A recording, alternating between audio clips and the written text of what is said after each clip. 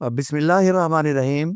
मेरे प्यारे नाजरीन और सामीन, मैं हूँ आपका भाई हाफिज़ वसीम मोहम्मद ख़ान और ये है आपका जाना पहचाना यूट्यूब चैनल हाफिज़ वसी टीवी।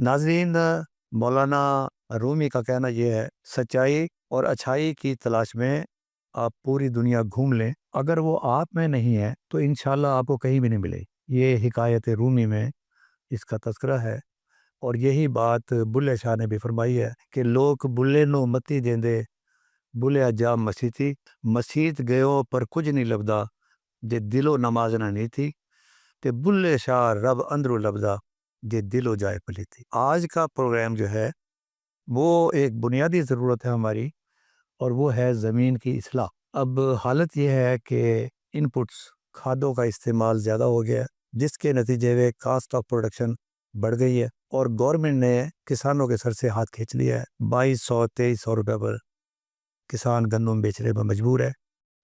अब सवाल ये है कि इन हालात के अंदर हम अपनी ज़मीन की इस्लाह कैसे कर सकते हैं, जिसकी बुनियाद पर हमारी पैदावारी लागत कम हो और ज़मीन की पैदावारी सलाहियत ज़्यादा हो।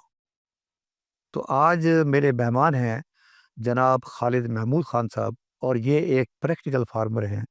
चीचा वतनी में इनका रकबा है और इन्होंने अपनी पूरी ज़िंदगी, जो शऊरी ज़िंदगी है, वो इसी काम पर लगा दी है कि हम कुदरती खेती को किस तरीके से हम आगे लेकर जा सकते हैं। यहाँ हिकायत रूमी का तज़किरा आया है और उसी में एक हिकायत है कि किसी कुएँ के अंदर एक कुत्ता गिर गया और ज़ाहिर है बाहर नहीं निकल सकता होगा, वो मर गया। लोग मौलाना के पास आए, उनसे पूछा कि जी अब गाँव में इस कुएँ के अलावा कोई और कुआँ है भी नहीं है, हम इसको पाक कैसे कर सकते हैं? तो उन्होंने फरमाया कि 200 डोल इसमें से निकालो और इंशाअल्लाह ताला ये बिल्कुल पाक हो जाएगा। लोगों ने 200 डोल निकाले और फिर जब आदमी को उन्होंने कहा कि अब आप पानी पी सकते हैं, तो उस एक आदमी ने जवाब दिया, उसने कहा जी वो दिल नहीं चाहता। उन्होंने कहा क्यों दिल नहीं चाहता? उन्होंने कहा कि पानी के अंदर कुत्ते के बाल नज़र आ रहे हैं। तो मौलाना ने फरमाया कि आपने कुत्ता बाहर नहीं निकाला? उन्होंने कहा नहीं जी, आपने तो कहा था कि 200 डोल निकालने हैं, हमने 200 डोल निकाले हैं, कुत्ता तो वहीं पड़ा हुआ है। तो आज का प्रोग्राम जो है ज़मीन की कैफियत को, जिसने ज़मीन की पैदावारी सलाहियत को जिस कुत्ते ने ख़राब किया है, हम उस कुत्ते को बाहर निकालना चाहते हैं। तो मैं बहुत खुश हूँ कि जनाब खालिद महमूद ख़ान साहब एक प्रैक्टिकल फार्मर हमारे दरमियान मौजूद हैं। ये खादों का इस्तेमाल करते हैं लेकिन बहुत कम, और उसकी भी इनके पास एक थ्योरी है। और जब मैंने इनसे पूछा कि ये जो ऑर्गेनिक वाले, हमारे कुदरती खेती वाले, जब 1 साल शुरू करते हैं, 2 साल शुरू करते हैं, बाद में फिर वो खादों पर आ जाते हैं, उसकी वजह क्या है? तो मैं खुशामदीद कहता हूँ जनाब खालिद साहब को। खालिद साहब आप तशरीफ़ लाए, अल्लाह ताला आपको खुश रखे। शुक्रिया हाफ़िज़ साहब, आपका बहुत-बहुत मुझे आपने दावत दी है, मैं आपका मशकूर हूँ। और आपने किसानों के लिए ये प्रोग्राम तश्कील दिया है, तो मैं आपको एप्रिशिएट करता हूँ कि अल्लाह ताला आपको इसी तरह हिम्मत और ताकत दें कि आप पाकिस्तान के लिए और पाकिस्तान के किसानों के लिए एक अच्छा काम कर रहे हैं। खालिद साहब जज़ाकल्लाह। आज हम शुरू करते हैं। आपके पास माशाल्लाह इल्म का ख़ज़ाना मौजूद है और जो तजर्बे से इल्म हासिल होता है, वो किताबों के मुकाबले में कहीं भारी होता है। तो आपको हम अक्सर व पेशतर दावत देते रहेंगे। आज हमने सिर्फ़ यही बात करनी है कि अपनी ज़मीनों की इस्लाह, जो हमारी पैदावारी सलाहियत कम हो गई है, ज़मीनें सख्त हो गई हैं, उनका टेक्सचर जो है वो ख़राब हो गया है, पानी जज़ब करने की सलाहियत और पानी होल्ड करने की सलाहियत उनकी ख़त्म हो चुकी है। इस किस्म की ज़मीनों को ठीक करने के लिए आप क्या अपना ज़ाती तजुर्बा क्या कहता है और किस तरीके से आपने अपनी इस किस्म की ख़राब ज़मीनों को ठीक किया? जी, बहुत शुक्रिया। बिस्मिल्लाहिर्रहमानिर्रहीम। नाज़रीन कराम, आपको वसी साहब ने सारा समझा दिया है कि हमने अपनी ज़मीनों की इस्लाह कैसे करनी है, उसकी फर्टिलाइज़र कैसे काम करनी है और कितनी फर्टिलाइज़र डालनी है। मैं इस पे आज आपके साथ बात करूँगा। सबसे पहले वैसे साहब, हमारे जो किसान हैं वो गलती ये करते हैं कि उसमें ग्रीन मैन्योर नहीं डालते। अगर ग्रीन मैन्योर डालते हैं तो सिर्फ एक जंतर या ढांचा को उसको उगा के ज़मीन में रोटावेट कर देते हैं, जबकि जंतर के अलावा भी अल्लाह ताला ने हमें वो चीज़ें अनायत की हैं, उसका हमें शुक्र अदा करना चाहिए। उसमें बाकी 3 चीज़ें अगर डाल लें तो ग्रीन मैन्योर में उसकी फर्टिलिटी में ज़्यादा इजाफा हो जाएगा, जिसमें जंतर आ गया, सन आ गई, बाजरा आ गया, ज्वार आ गया। अब इन चारों बीजों को आप मिक्स करके अपनी ज़मीन में छटा करके इनको उगाएं। इनको 1 पानी लगे या 2 पानी लगे, इसको 35 से या 40 से 45 दिन के दरमियान में इस अपनी फसल को रोटावेट कर दें। खान साहब, ये तो आपने नई बात की है, जो मैं एग्रानोमिस्ट हूँ, सर्टिफाइड एग्रानोमिस्ट हूँ, बल्कि इंटरनेशनल एग्रानोमिस्ट हूँ। तो ये बात मैंने नहीं पहले कभी सुनी। आपने बहुत अच्छा किया, मेरे इल्म में इजाफा हुआ है।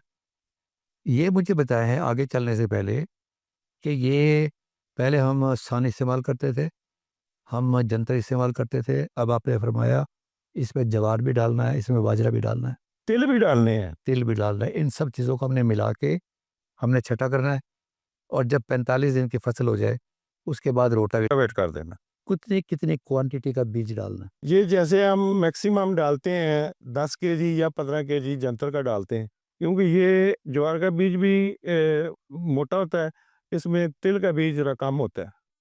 तो 1 किलो आप तिल डाल लें, बाकी आप 2-2, 4-4, 3-3 किलो करके इन सारे बीज इकट्ठे कर लें। तो मिक्स कर लें, मिक्स करके छटा कर दें। चले हम ऐसे कर लेते हैं कि 1 किलो तिल हो गया, और 3 किलो ज्वार हो गया, 3 किलो बाजरा हो गया, 3 किलो जंतर हो गया, 3 किलो सन हो गया। ये क्या कर हमने उसका छटा कर दिया, उसके बाद पानी लगा दिया, 45 दिन की फसल हो गई। फसल के बाद हमने उसको रोटावेट कर दिया। आगे जी। इसके बाद हमारे पास मौजूद होना चाहिए बैक्टीरिया, माइक्रोब, जो हमारी ज़मीन की इस्लाह करें, क्योंकि हमने केमिकल अद्वियात और फर्टिलाइज़र डाल के हमने उनको ख़त्म कर दिया, तलफ कर दिया, बांझ कर दिया। बाँझ कर दिया और अपने हाथों से किया। किसी बाहरी देश ने आके नहीं किया, हमने खुद किया। सर, मुझे अभी एक शेर याद आ रहा है जी, जी। कि वो आप फरमा रहे हैं कि अपने हाथों से हमने किया। जी, जी। तो वो शेर है कि तमाम पेड़ जलाकर खुद अपने हाथों से, अजीब शख्स है साया तलाश करता है। जब पेड़ खुद अपने हाथ से जलाए हैं, जी, जी। अब साया कहाँ से मिलेगा? साया कहाँ से? अब साया कहाँ से मिलेगा वो हमने साया ढूँढ रहे हैं। अब वो आपने बताना है। जी, उसके लिए हमने एक प्लास्टिक का ड्रम लेना। ठीक है। अब आप वो कल्चर जो मेन चीज़ है, जो हम अपने किसान, मेरा मकसद ये है कि किसान के घर में फैक्ट्री लगाना। अल्हम्दुलिल्लाह। ये फैक्ट्री होगी। ठीक है। इसके लिए हमें चाहिए 200 लीटर वाला ड्रम प्लास्टिक का, और 3 किलो गुड़ चाहिए। 3 किलो गुड़ डाल दिया। ठीक है। उसके बाद 1.5 से 2 किलो हमें जंगल की या बरगद के पेड़ की या पीपल के पेड़ की, बेहतर होगा किसी जंगल से लें आप मट्टी, क्योंकि वहाँ बिल्कुल केमिकल नहीं है। उस जगह पर माइक्रोब की तादाद, बैक्टीरिया की तादाद यहाँ से ज़्यादा है। आपने फरमाया है जंगल की मिट्टी, जी, जहाँ घास उगी हो ना, घास उगी। या बोर्ड के दरख्त के बरगद जिसे आप जी, जी। उसके नीचे की मिट्टी जिसमें केमिकल इस्तेमाल ना हो, केमिकल इस्तेमाल। मच्छरों का स्प्रे भी ना किया हो। बिल्कुल, बिल्कुल। तीसरी आपने फरमाई है पीपल। पीपल के पेड़। अगर मेरे घर के करीब नहर बहती हो तो क्या वहाँ की मिट्टी, हाँ, वो जो ऊपर जो उसकी साइड्स होती हैं, वो उसके ऊपर घास ही घास उगी होती है। बहुत अच्छा वासी साहब, आपने सवाल उठाया है। उसका आपने करना क्या है कि जो बल निकली हुई होती है साइड के किनारे से, वहाँ से आपने थोड़ी-सी खोद के मिट्टी 1.5-2 किलो आपने ले ले। यानी भल सफाई तो हर साल ही होती है ना, तो वो जो क्या वो ऊपर से हटा के और नीचे से उठा हटा के, ये हमने कितने किलो लेनी है? 1.5 से 2 किलो चाहिए। 1 से 2 किलो, राइट। आगे जी। इसमें ये हमने ड्रम में डाल देनी है। 200 लीटर पानी डाला, 200 लीटर पानी आ गया, किलो गुड़ डाला, 1.5 किलो मिट्टी डाली, 1.5 किलो मिट्टी डाली। इसमें 20 किलो हमने गोबर डालना है। 20 किलो गोबर डालना है। अब जो मुझे बताया कि गोबर, और 5 किलो हमने इसमें, पहले बताया गोबर बकरी का हो, गाय का हो, फ्रीजियन काऊ का हो, भैंस का हो, किसका हो? अच्छा सवाल है। इसमें मैं एक चीज़ का मना करूँगा कि फ्रीजियन का ना हो। अगर हमारी मुकामी गाय है, उसका चलेगा, हमारी भैंस का चलेगा, यूरिन भी उसी का चलेगा और गाय का चलेगा। और जो हमारे देश की नहीं है, हमारे वतन की नहीं है, इस तहज़ीब की नहीं है, उसका ना गोबर चलेगा, ना उसका यूरिन चलेगा। नो प्रॉब्लम, इंशाल्लाह ताला हमारे पास ये जानवर ये बहुत ज़्यादा है। जितने इंसान हैं उतने ही हमारे पास चौपाए भी हैं। अल्लाह ताला ने हर इंसान को एक जानवर दिया हुआ है पाकिस्तान में। ये दूसरी बात है कि आपके पास 200 हैं, मेरे पास कोई नहीं है। तो ये तो कोई प्रॉब्लम नहीं है कि भैंस का या देसी गाय का या ये गोबर जो है ये 20 किलो ये उसमें डाल देना। ये उसमें डाल देना और 200 लीटर आपने पानी डाल देना। वो तो पहले डाला है ना हमने। सब कुछ डाल दिया, पानी भी डाल दिया, मिट्टी डाल दी, गुड़ डाल दिया, यूरिन डाल दिया और गोबर डाल यूरिन, अभी हम बात कर रहे थे गोबर की, अब आप आ गए हैं पेशाब पर। यानी 20 किलो हम गाय या भैंस का या दोनों का गोबर भी डाल रहे हैं और 20 किलो पेशाब भी डाल रहे हैं। 20 किलो सिर्फ हमने गोबर डालना है, 20 किलो गोबर डालना है, बस। बाकी यूरिन सिर्फ 5 लीटर काफ़ी है, 5 लीटर 5 लीटर काफ़ी है। अच्छा, इसको मिक्स कर देना अच्छी तरह। और डंडे से करना। डंडे से आपने इस्तेमाल करना है, ना लोहे का ड्रम इस्तेमाल करना है, ना आपने लोहे का कोई सरिया या ऐसी चीज़ है वो इस्तेमाल करना है। इसका लकड़ी का डंडा या प्लास्टिक का पाइप या प्लास्टिक का ड्रम चाहिए हो। अच्छा, इसको मिक्स करके आप छोड़ देंगे 15 दिन के लिए। 15 दिन के बाद इसके ऊपर परत जम जाएगी, मलाई आ जाएगी, और जो मलाई सी मलाई आ गई। आपने कोई बारीक छलनी ले लेनी है, उस छलनी से उतार के इसको बाहर फेंक देना है। इसमें 3 किलो गुड़ डाल देना। इसी तरह मुसलसल हमने 6 महीने ये काम करना है। 15 दिन के बाद। हर 15 दिन के बाद 6 महीने में ये 3 किलो गुड़ और सफाई ये डाल के हिला के ऊपर कपड़ा डाल देना। ये तो कोई 36 किलो के करीब बन जाएगा। जी। यानी 6 महीने में अगर मैं 3-3 किलो गुड़ हर 15वाड़े पे डालूं तो इसका मतलब टोटल ये 36 किलो बनेगा। हाफिज साहब, आप हैरान हो जाएंगे। 36 किलो गुड़ को आपने मेंशन कर लिया है कि इतने का बनेगा। मैं वैसे कह रहा हूँ, अगर हम फर्टिलाइजर में या पेस्टिसाइड में जाएं तो हजारों लाखों रुपए का खर्च नहीं, है। हम कंपेयर एक नहीं मिनट, कर रहे हैं, हम नहीं, कंपेयर। मेरी बात सुने। अच्छा, इसमें ये है, जो आपने 1 लीटर किसी भी रिसर्च इदारे से आपने लेना है, कम से कम भी 1 लीटर आपको 1000-1200 का मिलेगा, लेकिन आप उसको मल्टीप्लाई नहीं करेंगे। ये आप जब तक आप जिंदा हैं, हयात हैं, ये आपकी अमानत है, आपके पास है। आप खुद बनाएं और दूसरे किसानों को 1 लीटर दें, उसको मल्टीप्लाई करें, आगे चलाएं। अब ये 6 महीने तक हमने कपड़ा ऊपर पटसन की बोरी डाल दी ताकि मक्खियाँ गुड़ की वजह से गुड़ की वजह मच्छर ना नजर ना आए। तो ये हम उसके ऊपर डालें, कपड़े को डालें ऊपर, जी जी, और वो कोई भी कपड़ा हो सकता है। मकसद ये है कि मक्खी हमने ऊपर कवर कर दिया बस। ये 6 महीने तक ये सिलसिला चलता रहे। ये आपकी इंडस्ट्री बन गई है, फैक्ट्री एक आपने लगा दी है। इसके बाद आपने क्या करना है, जो आपने पहले सवाल किया था कि हमने अपनी ज़मीन को बहाल करना है, ये वो चीज़ है जो बहाल करेगी। पहले ग्रीन मैन्योर, उसके बाद ये बैक्टीरिया। अच्छा, इसमें से आपने 20 लीटर निकालना है, ठीक है, 200 लीटर में से 20 लीटर। 200 लीटर में से। अच्छा, उसके लिए एक आपको आगे प्लास्टिक का ड्रम चाहिए होगा, एक और चाहिए होगा। उसके लिए 20 लीटर उसमें डाल दिया, उसमें 2 किलो गुड़ डाल दिया, 200 लीटर आपने पानी डाल दी। जी, एक और ड्रम ले लिया 200 लीटर वाला, उसमें ये 20 लीटर लेकर हमने उसके अंदर डाल दिया। आगे जी। उसमें हम मल्टीप्लाई करेंगे इसको, ठीक है। आगे फिर मल्टीप्लाई होगा ये। अच्छा, उसमें गुड़ डाल दिया, 20 लीटर ये बैक्टीरिया डाल दिया और 200 लीटर पानी डाल दिया। अब इसमें एक चीज़ और डालनी है। तो एक जब हम 20 लीटर डालेंगे तो फिर 200 लीटर के कैन में 200 लीटर पानी तो नहीं आएगा, फिर तो 180 लीटर आएगा। ड्रम में 200 लीटर डालना है। ठीक है। पहले जो हमने बैक्टीरिया तैयार कर लिया 6 महीने वाला, ठीक है, वो 20 लीटर। वहां से हमने 20 लीटर उठाना है, नए ड्रम में हमने डाल देना है। उसमें 200 लीटर पानी डाल देना है, 2 किलो गुड़ डाल देना है और 2 से 4 किलो 3 किलो आप जितनी भी चावलों की वो ऊपर मांड होता है या पिच होती है वो आपने डाल दें, पानी चावलों का डाल दें। इसमें एक मजे की बात वैसे साहब ये है, फास्फोरस सल्फलाइजिंग बैक्टीरिया, वो जो चावलों का मांड, चावलों का पानी। ये आपने 1 हफ्ता रखना है मिक्स करके। 1 हफ्ते के बाद आपने इसको अपने पानी के साथ फ्लड कर दें। फर्टी फटगेट का वो टूटी थी लगा टूटी से लगा के ताकि आखिर तक जब तक पानी पहुंचे।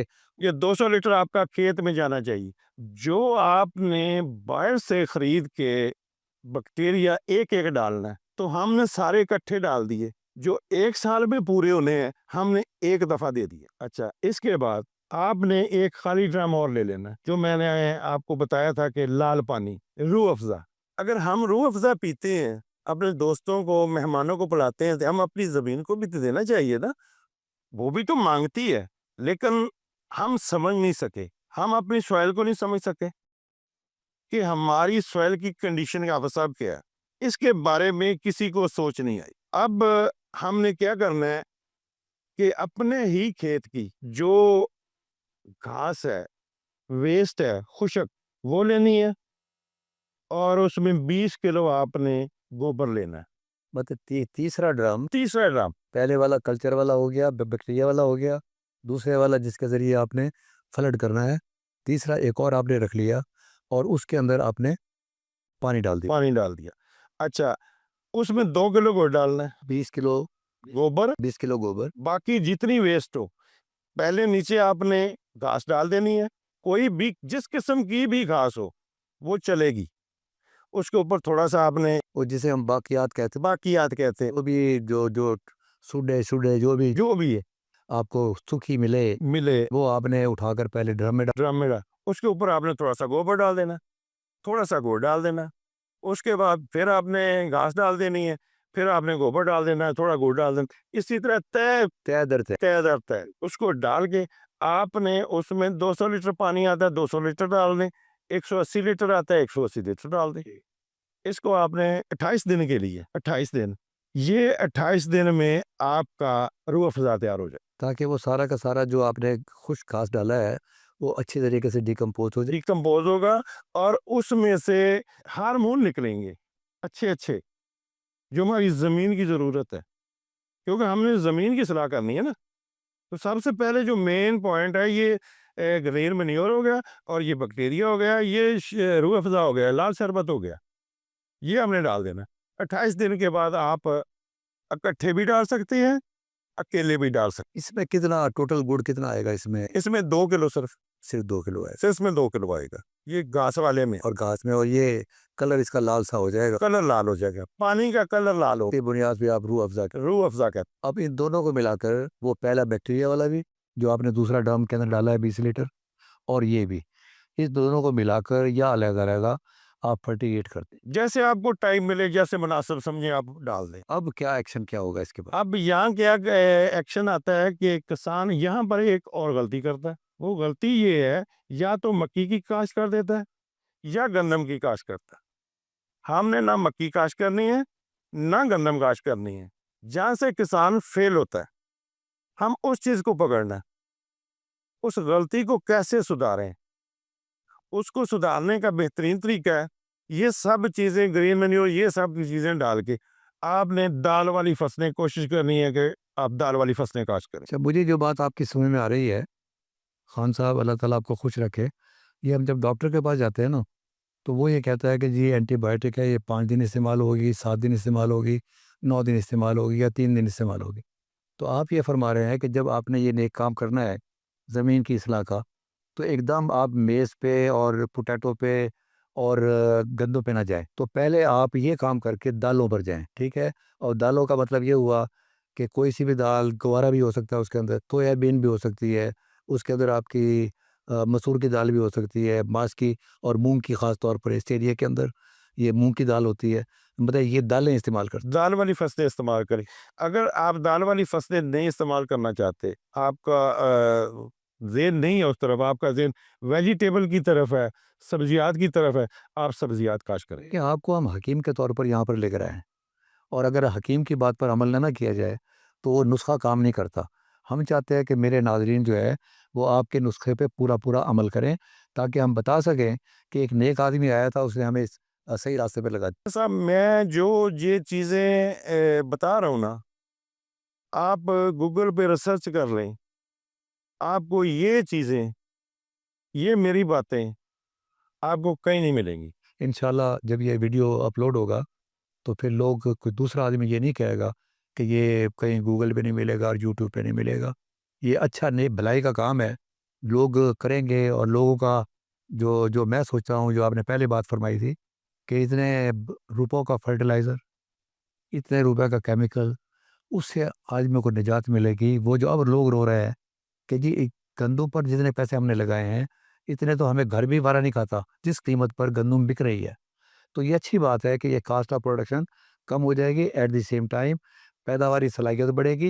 हाफ़िज़ साहब, आपके ना बातों से सबसे मैंने ये जो आप कहना चाहते हैं, आपके दिल में आप कह नहीं सकते, मैं वो बता देता हूँ। अब मुझे मुझे बड़ी खुशी होगी। अच्छा, एक तो बात ये है कि हमने ज़मीन बहाल कर ली, उसमें हमने फसलें जो हमने बता दी, जो बैक्टीरिया था वो डालना वो हमने बता दिया। अच्छा, इसमें किसान साथ से एक गलती और कर देता है, बड़ी फसलों के साथ आप फर्टिलाइज़र छोड़ देता है। अच्छा, हमने फर्टिलाइज़र छोड़नी नहीं है, यकदम। अगर हाफ़िज़ साहब देखें, अगर कोई आदमी फ़ीम खा रहा है, साल से, तो उसको एकदम तो नशे से नहीं हटाया जाएगा। हमारी ज़मीन जो है, ये नशे में लगी हुई है। हमने उसके नशे में कमी करनी है, आहिस्ता-आहिस्ता कर। आपने आपने बहुत ही प्यारी बात की है। इसे कहते हैं मल्टी मिलियन डॉलर, एक्चुअली आपने एडवाइस दी है। यहाँ मेरे काफ़ी दोस्त हैं, जब वो एकदम ऑर्गेनिक पर जाते हैं तो पता चलता है कि वो फसल बैठ गई, और उसके बाद मालिक भी और वो फार्म मैनेजर भी वो जुदा हो जाते हैं कि जी इसने बेड़ा गर्क कर दिया। तो ये अच्छी बात है कि आपने एकदम सारी चीज़ को सारी चीज़ें खत्म। अच्छा, उसके लिए अब साहब मैं अपने किसान दोस्तों को, अपने पाकिस्तान के किसानों को, बल्कि पूरी दुनिया के किसानों को ये बता देना चाहता हूँ कि आपने फर्टिलाइज़र उसको तैयार करके अपनी डालनी है। 1 बैग की बजाय हम 1 बैग 3 एकड़ में डालें। देखें, हमें आज दिन तक मुझे तो नहीं बताया किसी ने, अब साहब जो फास्फोरस डालते हैं, इसमें कितनी हमें हमारे पौधों को, हमारी ज़मीन को अवेलेबल हो। अगर हमारी मुलाकात पहले हो जाती तो मैं आपको ज़रूर बता देता। अगर आपको किसी ने नहीं बताया, जो आपको अफ़सोस है इस बात का कि ये कोई साइंसदानों को बताना चाहिए था, लेकिन आपने खुद ही मालूम किया। तो मैं ये कह रहा हूँ कि अगर हमारी मुलाकात पहले हो जाती और ये सवाल आप मुझसे पूछते, तो मैं बताता कि कितनी अवेलेबल है और कितनी अवेलेबल नहीं है। बहुत अच्छी बात। अच्छा, इसमें हमने अपनी खाद की कमी भी करनी है, पैसे भी बचाने हैं और ज़मीन भी बहाल करनी। और खाद को रोकना भी नहीं है। खाद को मैं बताने लगा हूँ कि आपने खाद को किस तरह डालना है। असल में डालने का तरीका हमारा गलत है। एक तो हम या तो रोक देते हैं या हम डालते ही नहीं हैं, या फिर डालते हैं तो हम गलत तरीके से डालते हैं। उसको डालने का एक सिंपल सा तरीका है। हमने 1 बैग लेना है फास्फोरस का, वो 1 नंबर, होनी 1 नंबर चाहिए। अच्छा, उसमें 250 से 300 किलो, या तो आप पुराना कंपोस्ट, आपके पास गोबर पड़ा हुआ है, वो ले सकते हैं। दूसरा वर्मी कंपोस्ट ले सकते हैं। ये नीचे डाल के इसके ऊपर आपने बैग 1 फास्फोरस का डाल देना। राइट, फैला देना उसको। ए ये बिल्कुल बराबर तरीके। बराबर थी, ऊपर डाल। अच्छा, इसमें हमने क्या करना है, 25 केजी एमओपी लेनी है, पोटाश, वो भी डाल देनी है। इसमें हमें 10 किलो हमने सल्फर लेना है, उसी के ऊपर ही उसी के ऊपर ये डाल देना है। नीचे वर्म है या कंपोस्ट है, उसके ऊपर मैंने डीएपी डाल दी। उसके बाद मैंने 25 किलो आपके कहने पे एमओपी डाल दी। उसके बाद 10 किलोग्राम मैंने सल्फर बिछा दी। ये साइमल्टेनियसली साथ-साथ चल रहा है काम। 25 किलो आपने सरसों की खाद डाल देनी है। और नहीं, मैग्नीशियम सल्फेट नहीं आपने बताया। अब मैं अभी आता हूँ ना। अच्छा, 25 किलो आपने सरसों की खाद डाल देनी। साथ आपने बाद में आपने मैग्नीशियम सल्फेट 10 केजी डाल। अच्छा, इस ये हो गया इकट्ठा।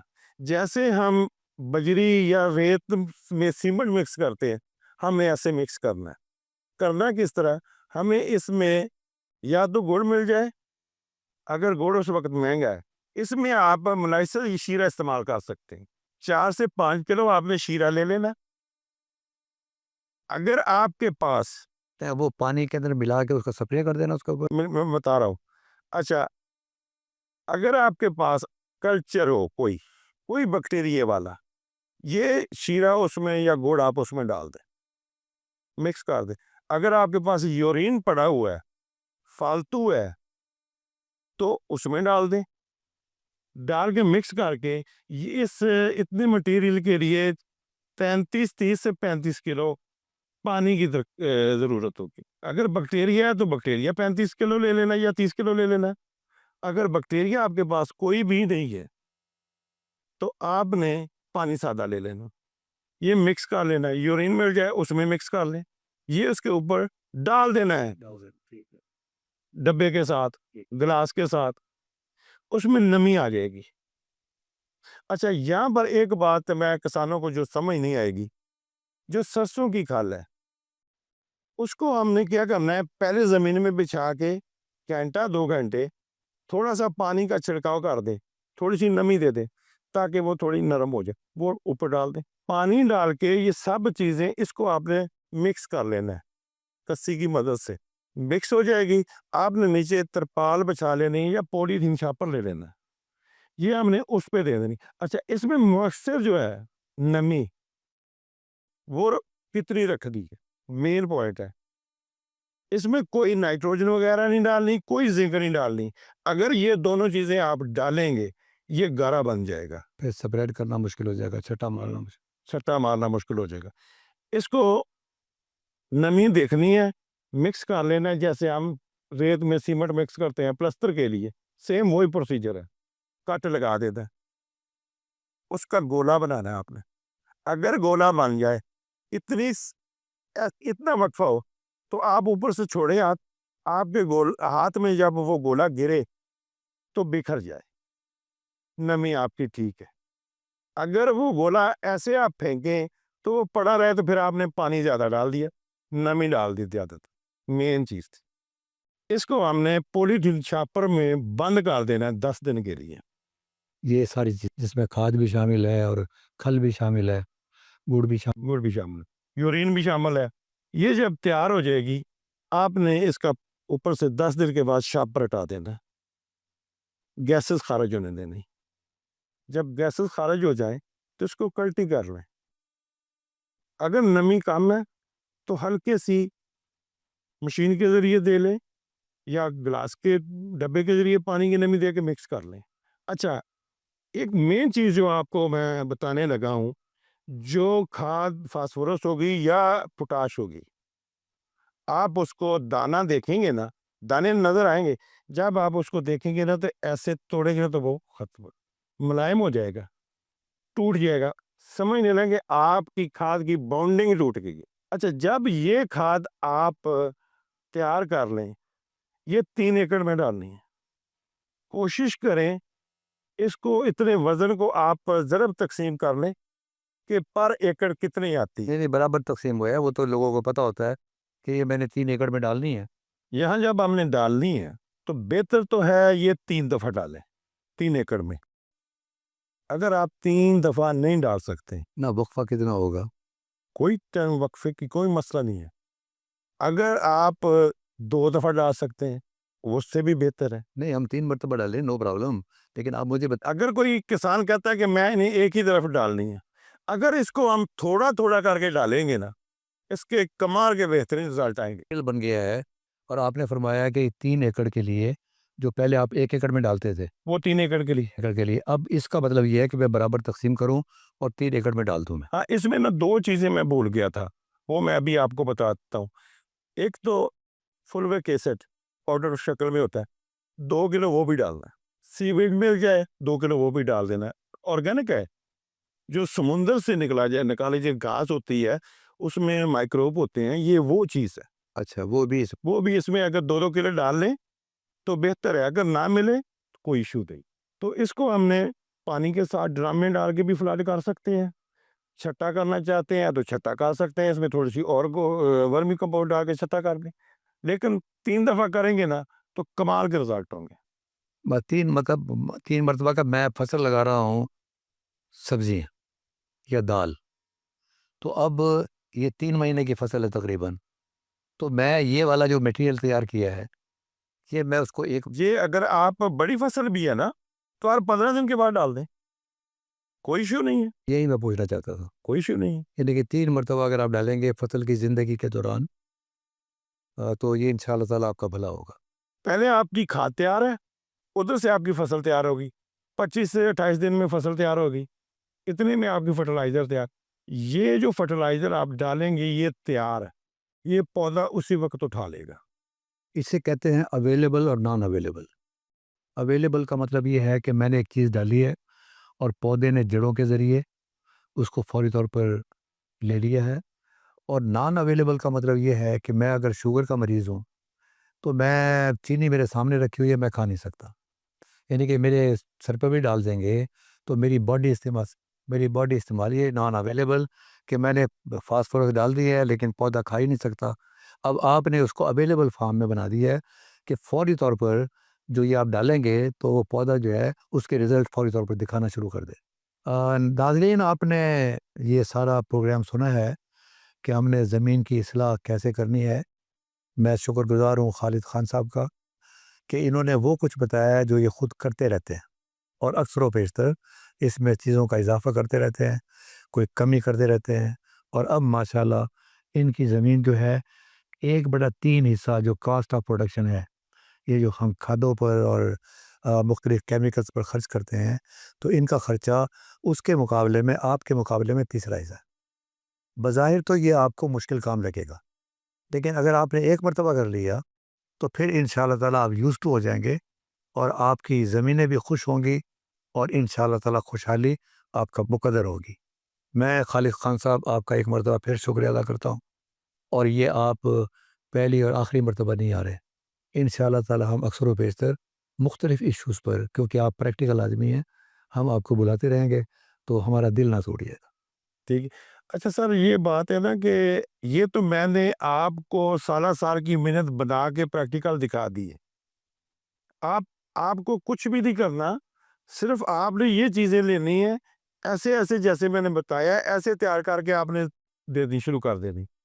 तो आपका टाइम भी बच गया, आपके अखराजात जो आगे-पीछे आपने जो करने थे, वो भी कम हो गए। आपकी ज़मीन की इस्लाह भी हो जाएगी। इसमें हमने अगले इस किसी इस प्रोग्राम में हमने क्या करना है कि हमारी ज़मीनों का कार्बन भी नहीं है, कम है। इस पे भी हम बात करेंगे इंशाअल्लाह। हम इंशाअल्लाह ताला काम करेंगे। नाज़रीन, आज आपने पूरी बात सुनी है। ये साथ में आपको लिखी हुई भी नज़र आ रही है फ़ार्मूला। इसमें रूह अफ़ज़ा का भी तज़किरा आया है। तो ज़रा देखिएगा कि रूह अफ़ज़ा जब हम लोग पीते हैं, तो गर्मियों के अंदर हमारी क्या कैफ़ियत होती है, और इस रूह अफ़ज़ा को जब हम अपनी ज़मीन को पिलाएँगे, तो उसकी कैफ़ियत क्या होगी। तो उस वक़्त तक मैं आपसे इजाज़त चाहूँगा। वमा अलैना इल्लल बलागुल मुबीन।